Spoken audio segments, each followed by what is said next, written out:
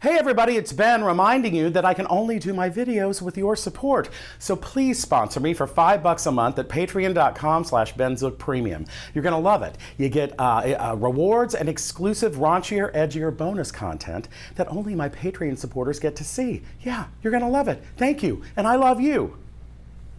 Ben's got a twin and his name is Lynn. He's got a big old mullet and a stupid grin. Lives near his brother in a trailer not far from here. Ben and Lynn are brothers, but one straight and the other's queer. Hi there! Welcome to the Lowdown with Lynn. On today's episode, we're going to be discussing the classic motion picture, The Poseidon Adventure. Now, you may ask yourself, why in the hell am I talking about The Poseidon Adventure? You know why? Because it's New Year's. It's my New Year's show. Happy New Year! Woo! And when I think about New Year's, I always think about this movie. Because this movie takes place on New Year's Eve on the fictional cruise ship SS Poseidon. Now this here movie was made back in 1972, and me and Ben, we were little kids when we went to see it, and man, we loved this movie. I think we saw this movie like 10 or 20 fucking times at the theater. We just fucking loved it. But it's a great movie. So you young people out there, if you haven't seen The Poseidon Adventure, you gotta stream it, DVD it, whatever the fuck you do, and watch this movie. Now, spoiler alert, I'm going to tell you what happens in case you don't watch it. But it's pretty fucking great. So anyway, all these people are on this cruise ship. It's New Year's Eve, and, you know, we meet all the characters at the beginning of the movie. And you got this preacher played by Gene Hackman, and he's like this guy who's like really tough and says, everybody, you know, God helps people who help themselves. Like, he's a tough, no-nonsense preacher. And then you got this Ernest Borgnine, who's a police detective, and he's got this wife who used to be a hooker, and she's all seasick and stuff, and she's got big old titties and shit.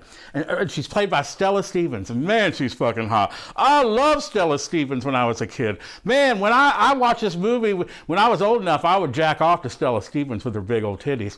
Anyway, so she's seasick. Then you got this old Jewish couple, played by Shelley Winters and Jack Albertson from Chico and the Man.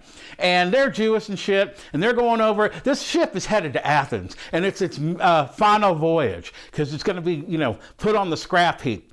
So it's the last voyage. And they're going to go see their grandson in Israel. And then you got these two kids, and they're going to meet their parents. Pamela Sue Martin, another fucking babe. I'd like to fuck her too. She's hot. She's like in go-go boots and mini skirts and shit. And then this little kid, he's running around seeing stuff on the ship and stuff. And then you got the singer, Carol Lindley. There's got to be a morning after. I love Carol Lindley. She's hot too. There's a lot of fuckable women in this movie, with the exception of Shelley Winters. Okay, so they set off all these fucking characters. Then it's New Year's Eve. Oh, first of all, though, the little kid, he's a smart little kid, and he visits the bridge, and it's raining and shit. And he talks to the captain, and he finds out all about the ship. So this little fucker's an expert on this ship. Okay, just, you got to know that ahead of time. All right, it's New Year's Eve. They're celebrating. They're like, may old acquaintance be forgot. All of a sudden, there's a fucking tsunami near Crete. And then all of a fucking sudden, Leslie Nielsen, who's the captain, is like, oh, holy fucking shit, there's a wave coming. This big old wave, this huge wave just capsizes the ship. Everybody's freaking out. They're like, Manny! Shelley Winters is like, Manny, ah! And the whole fucking ship turns over. And this ballroom full of people celebrating New Year's, it suddenly turns into this disaster. It's fucking scary, people. People are hanging from tables. They're just, this piano smashes into people. They're all just tipping upside down. They're like, fuck. So shit, the whole thing turns upside down. In fact, the poster for the movie was called Hell Upside Down.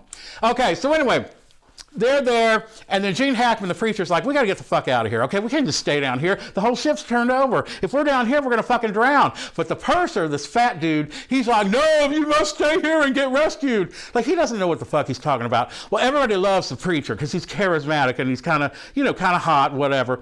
So The preacher talks, the detective, his hooker wife, the two kids, Nani the singer. Oh, I forgot about Red Buttons. He's a sweet old bachelor. Anyway, we'll get to him. And he talks them all into going with him because he's like, we can climb up that fucking Christmas tree, get that Christmas tree. It can go up to the galley in the kitchen, and we can go up the ship, which is really turned upside down. I know it's kind of confusing, but you get it if you see the movie. So anyway, they start crawling up the Christmas tree and shit, and they go up, and like Stella Stevens, man, she's fucking hot. She's got like panties and fucking heels and just puts on a t-shirt or something.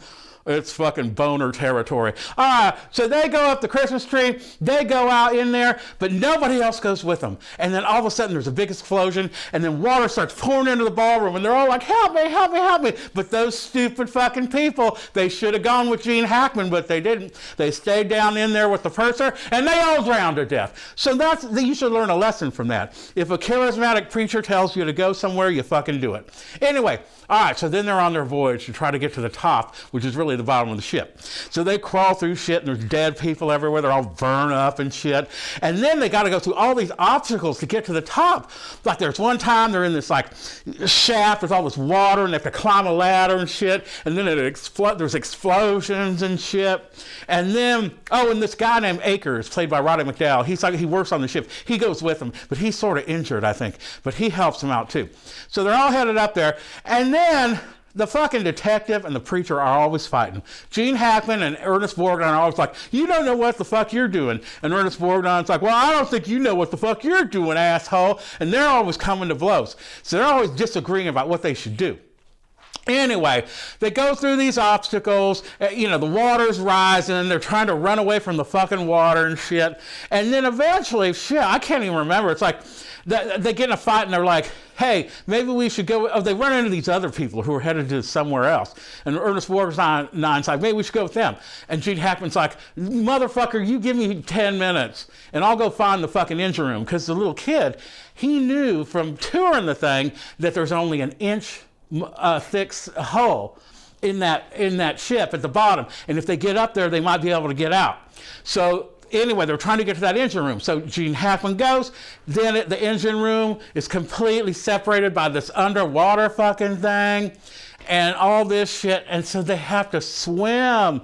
They had to hold their breath and swim for 3 or 4 minutes to get to the engine room. And then Shelley Winters, big old fat ass Shelley Winters, she's like, I was a swimmer when I was a kid, so I'm the only one trained to do this swimming shit. And they're all like, bitch, you can't fucking swim, you're too fat. And she's like, yes, I can swim, watch me. And then she just dives in and does it because the preacher's taking too long getting back, doing the test run. So then Shelley Winters goes in there and she's like swimming around, she's like a manatee and shit, and she fucking saves the preacher who is stuck under a piece of scrap metal underneath the water. She saves him, pulls him out, but then she has a fucking heart attack. She fucking dies. I mean, that sucks. Oh, and we already fucking lost Roddy McDowall earlier. I don't want to get into that. All right, so she's dead. They all swim through her poor husband, Jack Albertson from Chico and the Man. He realizes, he sees, his wife, she's dead. He don't want to go on with her like, look, old man, we're going to climb up here because there's the propeller shaft. We're going to get the fuck out of this ship. Get up. So they get, they're crawling on these catwalks and shit. And then, motherfucker, there's an explosion. And Stella Stevens falls to her death. Why did they have to kill the fuckalicious babe? I don't get that. Why? Well, they killed Shelley Winters, too. I don't know. So anyway, another woman dies. Then they're almost to the fucking propeller shaft, and steam starts coming out of this thing. And Gene Hackman's like, I'm going to turn that shit off. So he jumps out, grabs this thing, and turns off the steam. He's hanging over this fire oil thing, with water and shit. And then he saves them. He makes the steam go off so they can get the fuck out on the propeller shaft. And then he dies. He plunges to his death. And, Ernest Borgnine's like, well, I guess that's cool, because he was pissed off. He blamed him for his wife dying, for bringing him up there and shit. So then they go up to the propeller shaft, and then they start banging because they hear the rescuers. And they're like, dang, dang, dang, dang, dang, dang, because it's only, the hole's only an inch thick, because the little kid knew. So there you go. All of a sudden, the rescuers are opening up the hole, and you got Ernest Borgnine, Carol Lindley, Red Buttons, the bachelor who has sort of a crush on Carol Lindley, and the 2 kids, the 5 of them, they get rescued. They're out of there. And that, I tell you, man, they did the right thing. They're the only motherfuckers who did the right thing. All the rest of the people drown and shit. So there you have it. That's a Poseidon Adventure. And you know, I think we can all you take a lesson from this movie for New Year's. Every New Year's, you should say to yourself, you know what? If some charismatic preacher tells me to do something, maybe I will. As long as they're not fucking conservative Christians. Guys, I don't like them. They're fucking nuts. But this guy, Gene Hackman's like a liberal Christian, which is kind of cool. Like, he probably gets high and shit, smokes dope. So that's a good New Year's lesson. And also, you know, I think the big lesson in that movie is don't do what everybody else does. If everybody else is like, hey, shit, I'm going to stay down here and get rescued, don't do that. Go fucking take a risk, man. You might as well take a risk. That's the New Year's lesson of the Poseidon Adventure. Well, that's it for this episode. I'll see you next time on the Lowdown with Lynn. I love you people. Happy New Year. Ow! Hey everybody, I'm Ben Zook. Hey, do me a favor, please hit that thumbs up like button, and please click on my face to subscribe so that you get all of my videos whenever I post them on YouTube. Hey, and please consider sponsoring me on the Patreon platform. Just go to patreon.com/BenZookPremium right now, and for just $5 a month, the price of a cup of coffee, you get exclusive bonus episodes of all my shows every week. Yeah, that aren't available on YouTube. You also get exclusive bonus content that only my Patreon supporters get to see, like comedy shorts and bloopers and outtakes and behind the scenes footage and more. You know, I produce this channel all by myself, and that takes money. It takes money for production costs, for wardrobe. My wig budget alone is astronomical, and Patreon is a great way for you to support the content that you love on a monthly basis and get terrific perks and rewards in the process. Hey guys, thank you so much for your support. I love you, and I really can't thank you enough. Ben Zook has his very own TV channel.